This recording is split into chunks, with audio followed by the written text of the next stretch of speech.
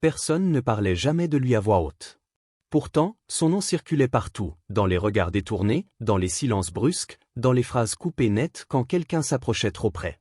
Dans cette ville, on savait très bien qui il était, ou du moins, on croyait le savoir. On disait qu'il portait la malchance, que sa simple présence suffisait à troubler l'ordre tranquille des choses. Certains affirmaient qu'il avait fait quelque chose d'impardonnable. D'autres ne savaient même plus quoi, mais la peur était restée, épaisse, transmise comme un héritage. Il vivait à l'écart, dans une maison qu'on n'indiquait jamais aux étrangers. On évitait de passer devant. Les enfants changeaient de trottoir quand ils le voyaient de loin. Les adultes faisaient semblant de ne pas le reconnaître. Ce n'était pas une haine bruyante. C'était pire que ça. Une mise à l'écart calme, froide, presque respectable.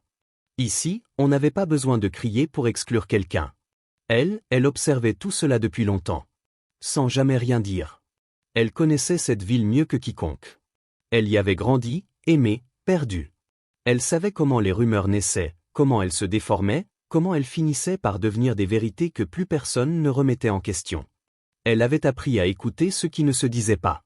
Et c'était précisément ce silence-là qui la dérangeait. La première fois qu'elle l'aperçut de près, ce ne fut pas un événement. Pas de drame. Pas de musique. Juste un moment ordinaire. Il se tenait là, immobile, un peu en retrait, comme s'il avait appris à prendre le moins de place possible. Rien, dans son attitude, ne correspondait aux histoires qu'on racontait. Il ne cherchait pas les regards. Il ne provoquait rien. Il attendait simplement, avec cette fatigue discrète qu'ont les gens qui ont trop longtemps porté un poids invisible. Elle se surprit à ralentir. À regarder. À se demander depuis quand elle acceptait, elle aussi, ce jugement collectif sans preuve. Un détail la frappa alors. Personne ne le regardait vraiment. On voyait sa peur, jamais son visage. Et à cet instant précis, elle comprit quelque chose d'inconfortable. Peut-être que la ville n'avait jamais cherché à savoir qui il était devenu. Peut-être que cela n'avait jamais compté. Elle aurait pu continuer son chemin. Faire comme les autres. Oublier cette sensation étrange dans la poitrine. Mais quelque chose venait de se fissurer. Une certitude silencieuse venait de naître. Et elle ignorait encore que ce simple regard, à peine assumé, allait suffire à bouleverser l'équilibre fragile de toute une ville. Le lendemain, la ville reprit son rythme habituel, comme si rien ne s'était produit. Les mêmes gestes, les mêmes salutations rapides, les mêmes habitudes bien réglées. Pourtant, pour elle, quelque chose avait changé. Elle marchait avec une attention nouvelle, comme si chaque détail comptait davantage. Les visages lui semblaient plus fermés qu'avant. Les silences, plus lourds. Elle tenta de se convaincre que ce n'était rien. Juste une impression. Un regard de trop, une pensée inutile. Mais plus elle essayait d'oublier, plus son esprit revenait à cette image. Cet homme, seul, immobile, presque effacé. Pas menaçant. Pas dur. Juste là. Et cette fatigue dans ses yeux qu'on ne pouvait pas feindre. Elle le revit plus tard, sans l'avoir cherché. Près d'un endroit où personne ne s'attardait jamais. Elle hésita. Son premier réflexe fut de faire demi-tour. Elle savait déjà ce que les autres diraient s'ils la voyaient s'approcher. Elle entendait presque leur voix. Les avertissements. Les soupirs. Les regards désapprobateurs. Tout cela pesait sur elle comme une main invisible posée sur son épaule. Il leva la tête avant même qu'elle ne parle. Comme s'il avait senti sa présence. Il ne sourit pas. Il ne parut ni surpris, ni méfiant. Il attendit. Ce simple geste la troubla plus qu'elle ne l'aurait cru. Les gens avaient l'habitude de détourner les yeux face à lui. Pas elle. Pas cette fois. Elle dit quelque chose de banal. Presque insignifiant. Une phrase qui ne portait aucun jugement. Juste une parole humaine. Sa voix trembla légèrement, malgré elle. Il répondit après un court silence. Sa voix était calme. Un peu rauque. Sans colère. Sans plainte. Elle sentit alors que ce moment, aussi simple soit-il, avait un poids immense. Ils ne parlèrent pas longtemps. Quelques phrases seulement. Rien qui puisse nourrir les rumeurs. Rien de spectaculaire. Et pourtant, lorsqu'elle s'éloigna, elle eut la sensation d'avoir franchi une limite invisible. Comme si elle venait de poser un pied dans un territoire interdit, sans même s'en rendre compte. Ce jour-là, plusieurs regards se posèrent sur elle. Des regards interrogateurs. Parfois accusateurs. Elle les sentit, même sans les voir. La ville avait remarqué. Toujours. Elle comprit alors que le véritable danger n'était pas cet homme que tout le monde craignait. Le danger, c'était ce qu'elle venait de faire. Avoir vu. Avoir parlé. Avoir reconnu l'humanité là où les autres refusaient de la regarder. Et pour la première fois depuis longtemps, elle se demanda si elle avait vraiment envie de revenir en arrière. La nuit suivante fut longue. Elle dormit mal, se réveillant sans raison précise, l'esprit occupé par des pensées qu'elle n'arrivait pas à chasser. Ce n'était pas lui, pas vraiment. C'était ce que son apparition avait réveillé en elle. Une question ancienne, enfouie sous des années de prudence et de silence. À quel moment avait-elle appris à ne plus se mêler de ce qui dérangeait? Au matin, la ville lui parut différente. Les mêmes rues, les mêmes maisons, mais une tension subtile flottait dans l'air. Au marché, les conversations s'interrompaient quand elle passait. Des sourires forcés remplaçaient la chaleur habituelle. Elle comprit que son geste n'était pas passé inaperçu. Ici, rien ne l'était jamais. Elle sentit une pointe de peur, brève, instinctive. Pas pour elle. Pour ce que cela impliquait. Elle se rappela tout ce qu'on lui avait appris. Ne pas faire de vagues. Ne pas attirer l'attention. Se protéger en restant à sa place. C'étaient des règles simples, efficaces. Elle l'avait aidé à survivre, à continuer après ce qu'elle avait perdu. Mais ce matin-là, ces règles lui semblèrent soudain étroites. Insuffisantes. Elle pensa à son propre passé. Au moment où elle aurait eu besoin qu'on la regarde autrement. Qu'on ne la réduise pas à une histoire, à une rumeur, à une absence. Elle se souvint du silence des autres, de cette indifférence polie qui fait plus mal que les mots durs. Et quelque chose en elle se mit à résister. Ce n'était pas du courage spectaculaire. Pas une révolte. C'était plus discret.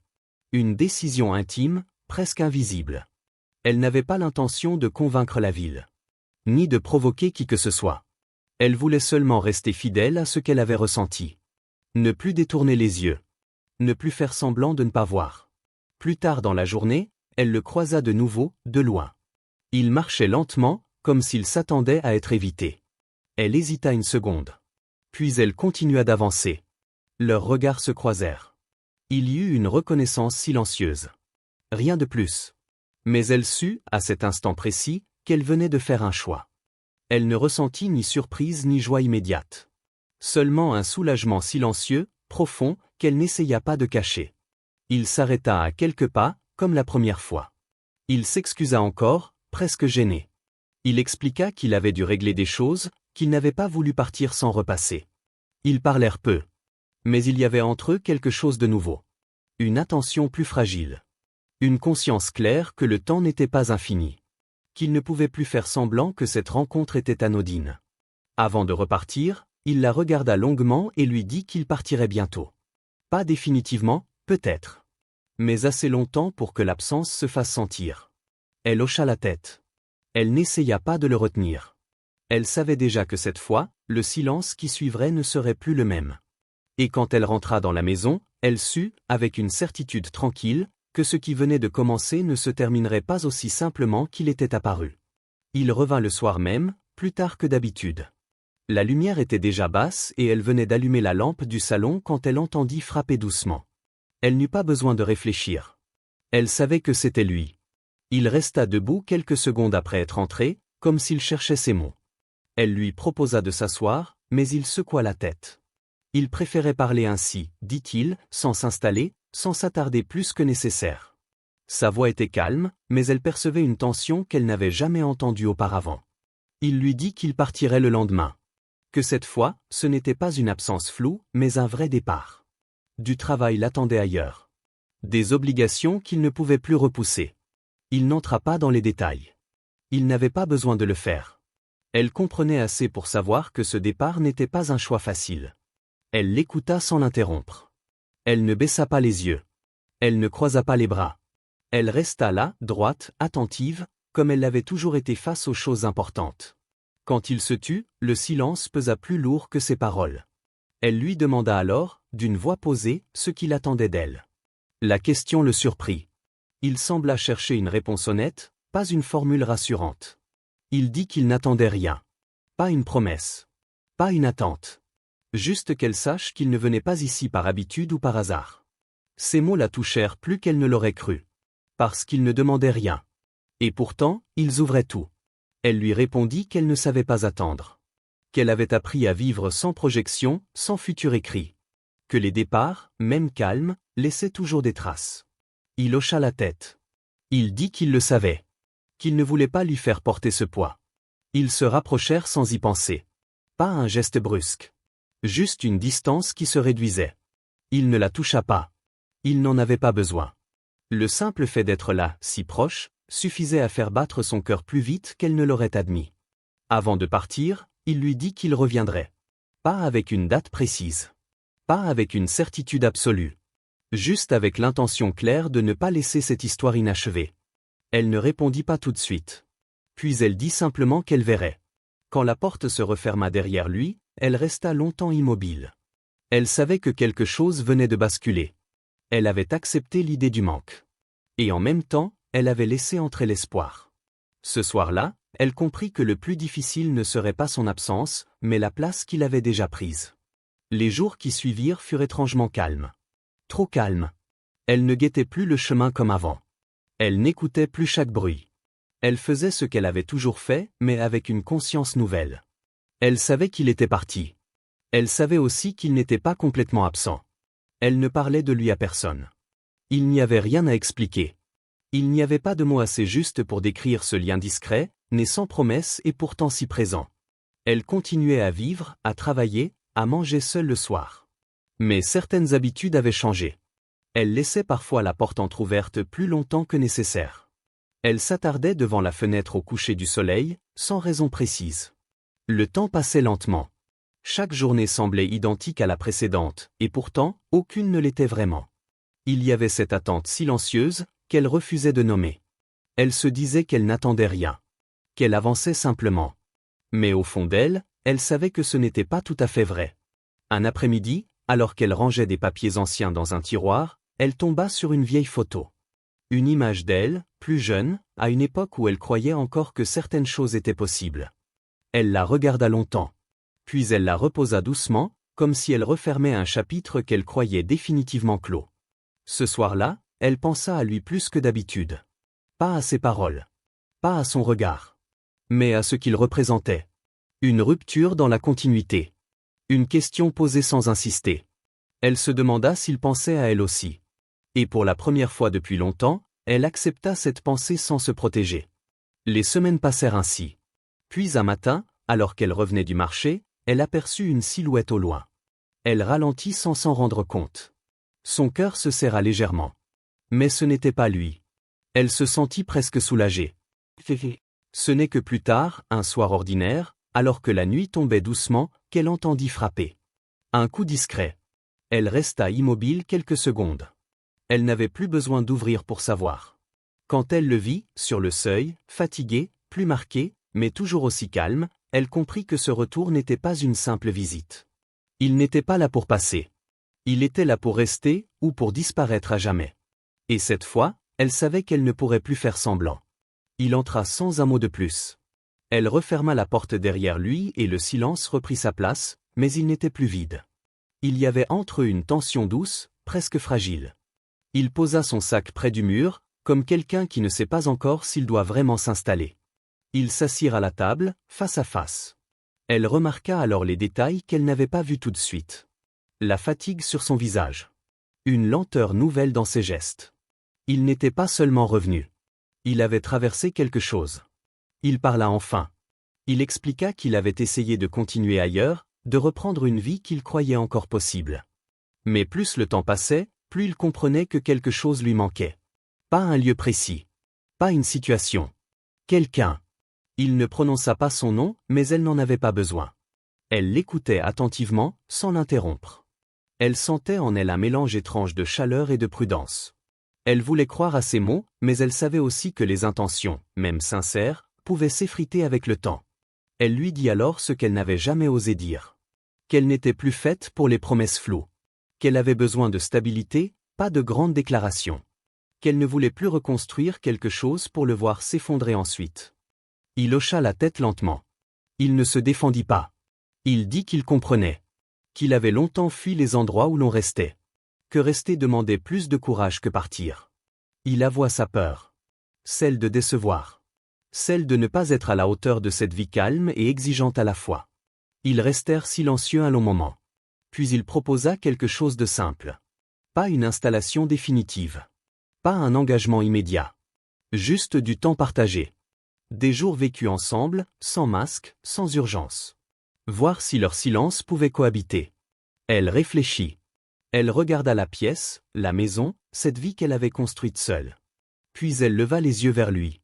Elle comprit que le risque n'était plus de perdre quelque chose, mais de passer à côté. Elle accepta.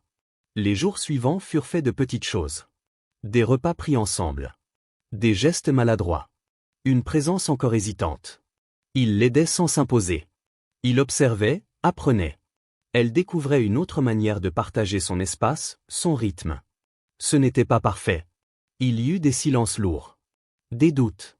Des moments où elle se demandait si elle n'avait pas fait une erreur. Mais il y avait aussi ces instants simples, presque invisibles, où elle se surprenait à respirer plus librement. Elle comprit alors que ce qu'il construisait n'était pas une promesse d'avenir, mais une confiance en train de naître. Et cela, pour la première fois depuis longtemps, lui semblait suffisant. Le temps finit par faire ce qu'il fait toujours. Il posa les choses à leur place, sans bruit, sans éclat. Les jours passèrent, puis les semaines. L'homme ne parla plus de départ. Elle ne posa plus la question. Ce n'était pas une décision annoncée, c'était un glissement naturel, presque imperceptible. Ils trouvèrent un rythme commun. Rien de spectaculaire. Des matins partagés autour d'un café. Des silences qui ne pesaient plus. Il réparait ce qui devait l'être, rangeait sans demander, s'absentait parfois, mais revenait toujours avant la nuit. Elle, de son côté, cessa de mesurer chaque geste, chaque mot. Elle laissa faire. Elle laissa être. Il y eut des doutes, encore. Des soirs où elle se demandait si tout cela pouvait durer. Des moments où il restait pensif, comme rattrapé par une ancienne peur.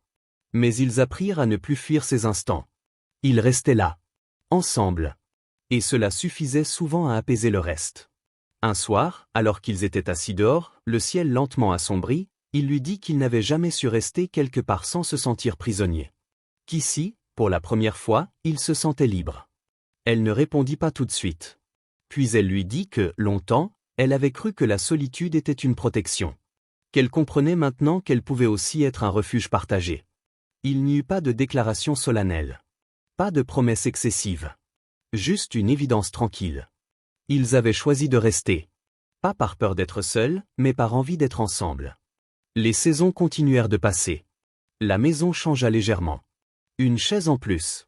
Une étagère déplacée. Des traces de vie discrètes mais bien réelles. Elle se surprit à penser à l'avenir sans angoisse. Non pas comme une certitude, mais comme un espace ouvert. Un matin, en ouvrant les volets, elle réalisa que le calme était toujours là. Le même qu'avant. Mais il avait changé de nature. Il n'était plus vide. Il était habité. Elle se tourna vers lui. Il était déjà éveillé, la regardant sans parler.